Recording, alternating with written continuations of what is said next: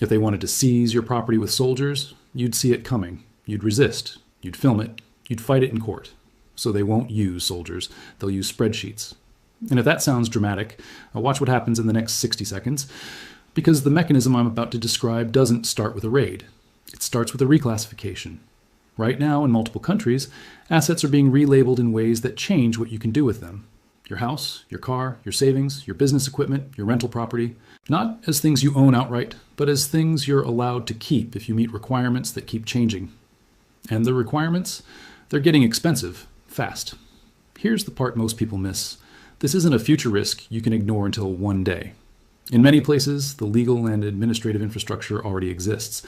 The databases are being linked, the standards are being tightened, and the enforcement timeline is shorter than most people think. In this video, I'm going to do two things. First, I'll show you 3 historical blueprints, 3 real-world cases where systems faced impossible promises and solved the gap the same way, by rewriting the rules of ownership. Then, I'll show you why a similar 4-stage machine is quietly forming again under a different banner, one that sounds noble, moral, and urgent. And before you decide this is conspiracy talk, understand one cold financial truth.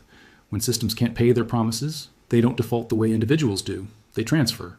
And the transfer always follows the same pattern. This machine has 4 stages. Stage 1, an impossible promise is made, a promise bigger than the productive capacity of the system. Stage 2, the promise is kept alive through expansion. Credit, leverage, money creation, subsidies, accounting tricks, anything that postpones the bill. Stage 3, the crack appears when confidence breaks. Inflation, bank runs, liquidity freezes, rate shocks. Something reveals that the numbers don't work. Stage 4, the gap is closed by rewriting who owns what. Not always with a dramatic announcement. Sometimes with a new rule, a new definition, a new compliance standard, and a new penalty structure. Every time. Different countries, different decades, same machine, and if your instinct is, that could never happen here, good. That means you're about to learn something useful.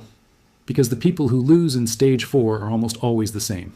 The immobile, the compliant, and the unprepared. Let's start with Germany. After World War I, Germany is hit with reparations under the Treaty of Versailles, an external claim on national output, not a normal debt you refinance, a demand backed by politics and power. Germany can't tax enough without risking revolt, so it prints. And when printing becomes policy, the currency doesn't just weaken, it dies. By late 1923, the mark collapses so violently that prices change by the hour. Savings are vaporized, pensions are erased. The middle class, people who did everything right, are mathematically deleted. Now, here's the twist people don't think about. When the government stabilizes the situation, it introduces the Rentenmark. And it isn't backed by gold. It's backed by claims on real assets, land and industrial resources, effectively collateralizing the real economy to restore confidence. Read that slowly. The solution didn't simply fix inflation. It reorganized claims on real assets. Hyperinflation wiped out paper savings. And the new system anchored itself to the tangible economy. The rescue came with paperwork. And paperwork is how transfers become permanent. That's stage 4, ownership rules rewritten to stabilize a system that cannot honor its prior promises. Now, let's jump to America. It's the Great Depression. Banks are failing. Depositors want their money, and people do what humans have always done in a crisis. They run toward the asset they trust. Gold. Gold competes with government currency because it's outside the banking system. It's portable. It can't be printed. And in a panic, it becomes a vote of no confidence. So what happens? The government restricts gold ownership and requires citizens to turn in certain forms of gold in exchange for paper currency. Then, the monetary gold is centralized at the Treasury and redemption is restricted. Whatever your politics, look at the mechanics. When the public reaches for the one asset that competes with the system's promises, the system doesn't beg people to trust it. It removes the competition, not because ordinary people are criminals, because solvency demands control. That is stage 4. Safety becomes illegal, not because safety is evil, but because safety threatens the existing financial structure. Now, one more example. This one, modern, clean, and administrative, Cyprus. Eurozone pressures, banks overexposed, a bailout negotiation. And the condition is simple. The losses must be absorbed, but not by politicians, not by the system, by depositors. Under a resolution framework, uninsured deposits at major banks are frozen, converted into equity, and partially seized.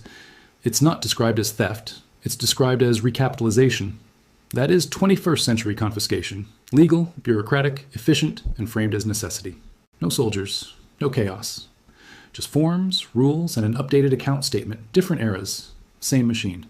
So what ties these three together? A promise bigger than capacity, expansion and leverage to delay collapse, confidence breaks, then the rulebook changes and ownership transfers to whoever the system needs to keep alive. Now apply that lens to today. Stage 1 is already built into the global balance sheet. Across the world, debt has climbed to levels that are historically extreme by multiple measures. Governments, companies, households, everyone owes someone, and the system depends on rolling that debt forward. At the same time, a second promise is being layered on top: a transformation mandate, decarbonization, electrification, building retrofits, grid upgrades, industrial retooling, transportation overhauls. Whether you support the goals or not, the financial reality is simple. This is expensive, it is time-bound, and it is being treated as non-optional. That's stage 1. The promise exceeds capacity. Stage 2, we just lived through a version of it. Inflation spikes in the early 2020s, exposed how fragile the promise structure is when supply chains break, energy costs jump, and policy tries to smooth the shock with enormous spending and monetary support. Inflation is not just prices going up. Inflation is a signal. It's the market discovering a mismatch between claims and real output. When too many promises chase too few goods, you don't get a polite letter saying, "We can't pay." You get a silent tax. You get purchasing power drained without a vote. Stage 3 is unfolding now, not as one dramatic collapse, but as a rolling squeeze. Higher rates, more expensive credit, housing pressure, energy volatility, insurance repricing, and growing regulatory complexity. And then, on top of those pressures, comes the transformation mandate, with timelines, standards, penalties, reporting requirements, and compliance schedules. Which brings us to stage 4, the part most people won't recognize until it's already in their mailbox. Modern confiscation rarely looks like a man with a badge taking your keys. It looks like 3 boring steps that create a pipeline. Step 1, redefine what counts as a compliant asset. A compliant home, a compliant vehicle, a compliant business, a compliant investment. Step 2, attach penalties and restrictions to non-compliant assets, fees, fines, higher taxes, restricted resale, financing limitations, insurance exclusions, mandatory upgrades. Step 3, synchronize enforcement across the registries and institutions that already touch your life. Land registries, tax authorities, banks, insurers, utilities, licensing agencies, and compliance databases. Once those 3 elements exist, seizure isn't a single event. It's a process, a pipeline, and it can be justified as public policy every step of the way. Here's how the pipeline usually feels from the inside. You get a letter, a deadline, a required inspection, a new rating system, then a fine for non-compliance, then a higher premium, then a financing denial, then a lien, then restricted resale, then forced sale under pressure.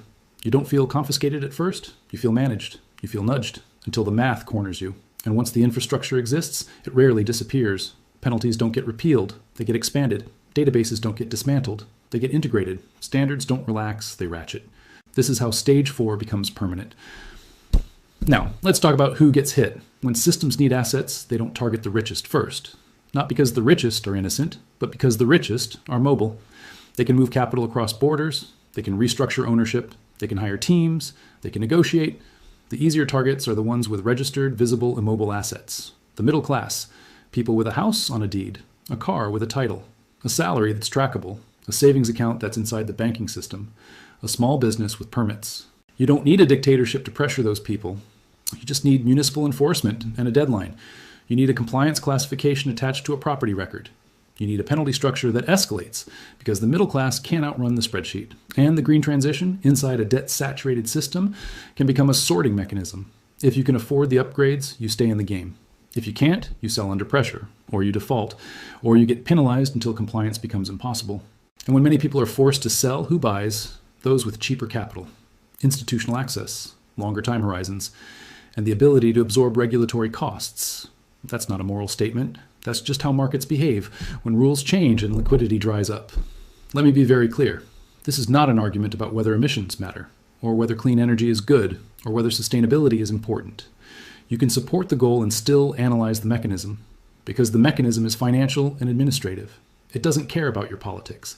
When huge transformation meets record liabilities, winners and losers are created. And the losers are usually the ones who can't pay, can't move, and can't adapt fast enough. In every historical blueprint, the banner is different. Weimar, national survival. America in 1933, banking stability. Cyprus, financial resolution. Today, climate and sustainability. The banner changes, the machine doesn't. And here's the most important point. The banner is rarely the origin. It's the cover story that makes enforcement socially acceptable.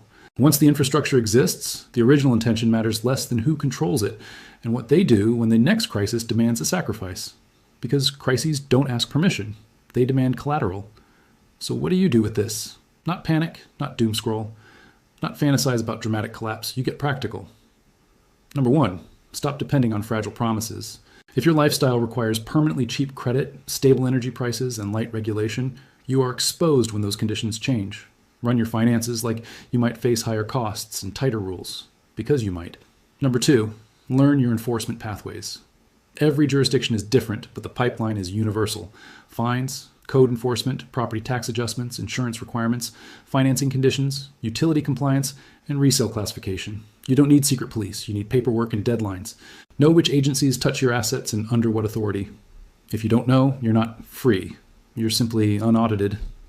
Number 3, build optionality. Optionality is the ability to choose where you live, how you earn, how you move, how you store value, how quickly you can adapt. Confiscation targets the immobile and the trapped. Optionality can look like reducing debt, diversifying income, maintaining emergency liquidity, avoiding overspecialization, and choosing assets that don't become liabilities under new rules. Number 4, treat compliance as a financial variable, not a moral one. Compliance status affects liquidity. Liquidity affects pricing. Pricing determines who owns what 5 years from now. If your house becomes hard to finance, it becomes hard to sell. If it becomes hard to insure, it becomes hard to keep. If your vehicle becomes non-compliant, it becomes a penalty magnet. This is not about virtue, it's about math. Now, here's the warning. People reject right before stage 4 hits them. This time is different. It usually isn't. Not because humans are uniquely evil today, but because the balance sheet logic is the same. When liabilities exceed capacity, the system looks for assets, always. And it will use a moral banner to justify the transfer, always. The question isn't whether the world will become a tyranny. The question is whether the administrative machine will keep expanding quietly until your ownership becomes conditional without you noticing. So if you take one idea from this video, let it be this. Confiscation doesn't have to feel like violence. It can feel like compliance. A letter, a deadline, a fine, a rating, a restriction, a lien. And by the time it feels like seizure, the pipeline has already done the work. If you want the next breakdown, I'll map the choke points. Where enforcement attaches first, which asset classes get squeezed hardest, and how to position yourself outside the compliance trap before it tightens. Because the green confiscation isn't a headline that arrives one morning. It's an infrastructure that quietly becomes normal. And once it's normal, reversing it is almost impossible. So the only real advantage you have is seeing the machine before it sees you.